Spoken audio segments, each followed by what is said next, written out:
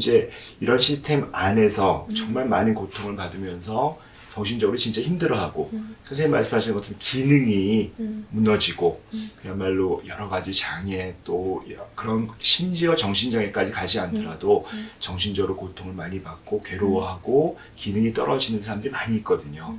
그분들에게 선생님이 어떤 의견, 조언, 좀 어떻게 하면 좋을까라는 것들을 좀 말씀해 주실 수 있다면 어떤 의견을 좀 드릴 수 있을 것 같습니까?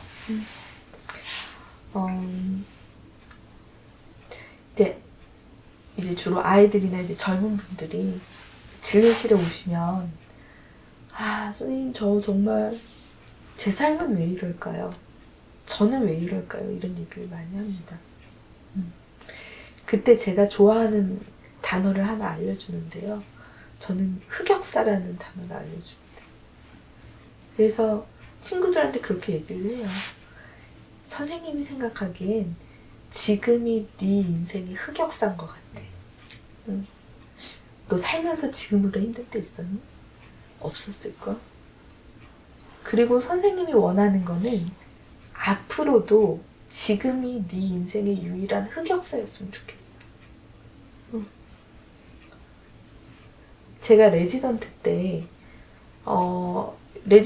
누구나 다 힘든 시기가 있으니까 참 나는 왜 이 정도의 사람인가 하면서 교과서를 뒤지면서 우울증에도 왔는 것 같고 경계성 인격장애인가 그래서 막 봤었는데 그러면서 그럼 나는 어떻게 살아야 되지? 어떻게 해야 건강하지? 라고 하면서 방어기제의 건강한 방어기제를 제가 이렇게 찾아봤습니다.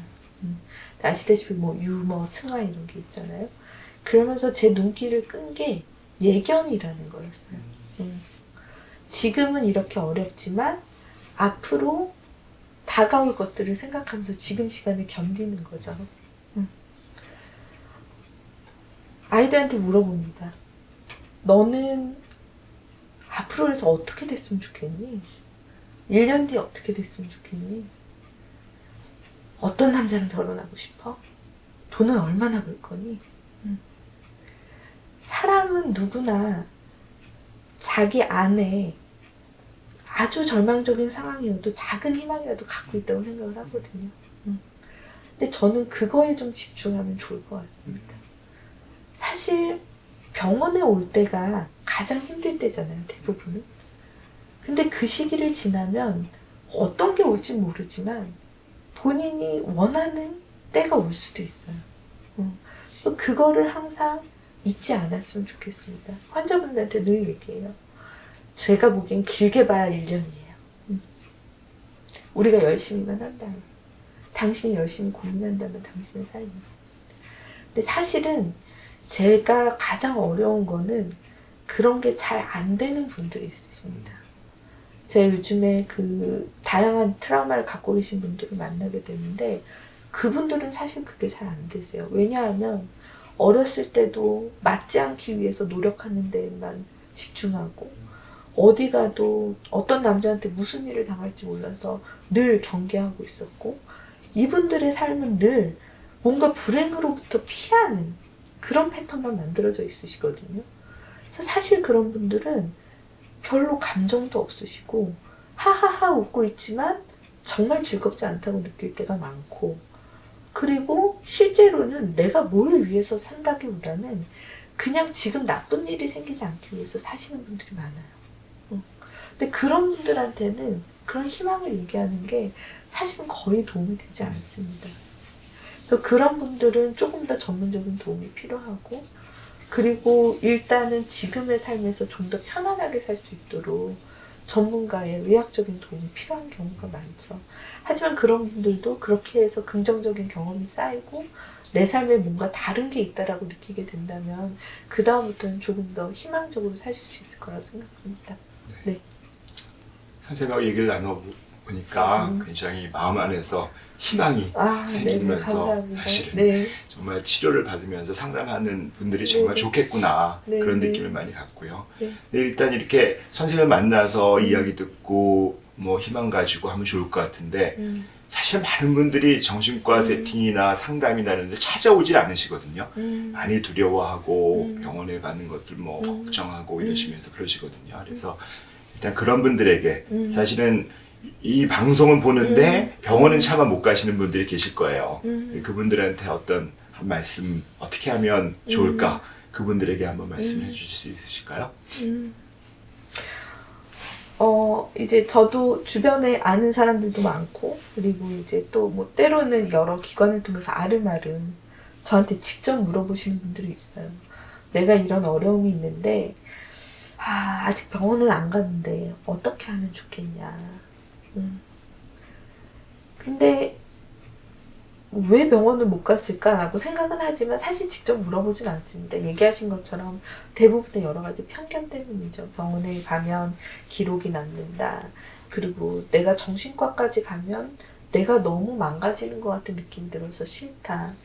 약을 먹으면 조금 이상해진다더라. 끊기가 어렵다더라. 이런 것들 때문이죠. 저는 정신과에 계신 의사 선생님들도 사람들을 돕기 위해서 계신 분들이라는 생각을 해주셨으면 좋겠어요. 정신과 의사가 되려면 의대 6년을 다니고 그리고 트레이닝도 또 받아야 되잖아요. 제가 예전에 그 정신과 의사가 되면서 이제 저희 부모님이 굉장히 반대를 하셨어요. 왜 하필이면 정신과 의사냐. 벌어먹고 살 수 있는 거 맞냐. 그때 당시엔 그랬거든요. 근데 제가 마음속에 이제 막연히 어떤 이렇게 로망 같은 게 있었는데, 그래, 정 안 되면 시골에 가서, 이렇게 그 할머니들 집 옆에, 노인정 옆에 이렇게 조그맣게 하나 만들어 놓고, 할머니들이랑 부부 상담해주고, 이렇게 고구마 받고, 쌀 한 대 받고, 그러면서 나도 밥 먹으면서 살면 되지. 그냥 누군가를 도울 수 있다면 되는 거지. 그게 정말 내 삶에 중요한 거지. 난 그냥 그래도 좋겠다. 그런 생각을 했었거든요. 근데 사실 대부분의 정신과 선생님들이 그러실 것 같아요. 그러지 않고서는 한치 앞을 알 수 없는데 이 길을 오기 사실 쉽지 않잖아요. 정신과는 그런 선생님들이 계신 곳입니다. 그 선생님들은 돕기 위해서 최선을 다하실 거예요. 근데 그런 마음으로 정신과를 좀 바라보시면 그러면 조금은 더 발걸음이 가볍지 않을까? 네, 그런 생각이 듭니다. 네. 정말 이렇게 돕는다는 거, 거기에 정말 많은 마음이 가고, 네. 그 단어 자체에도 정말 마음이 짠합니다. 네. 근데 이제 문제는 이렇게 돕고 싶은데, 내가 예를 들어서 그런 분들이 있을 것 같아요. 우리 아이가 또 무슨 우리 가족이 너무 아픈데, 부모 입장에서 정말 돕고 싶거든요. 근데 이제 애한테 뭐 상담 가자 그랬더니 애는 거절하고, 그리고 그런 환경 속에서 부모라면 또 가족이, 우리 가족이 아플 수 있는데, 그 아픈 가족을 둔 가족들은 도대체 어떻게 해야 되는 걸까요? 근데 사실 이 부분이 굉장히 중요한 부분인데, 저는 가족분들한테는 조금 이렇게 그 차분하게 그리고 조금 이성적으로 얘기를 하는 편입니다. 사실 많은 가족들이 많이 당황하고 오세요. 저는 ADHD라는 진단을 하루에 7, 8개씩 내지만 ADHD라는 진단을 받은 엄마는 밤에 가서 며칠 동안 옵니다. 사실 굉장히 큰 일이거든요, 한 가정에는. 그렇기 때문에 부모님들은 굉장히 당황한 상태로 오시고 겁도 나고 내가 잘 못 키워서 이러나 내 아이가 어떻게 되려고 하지.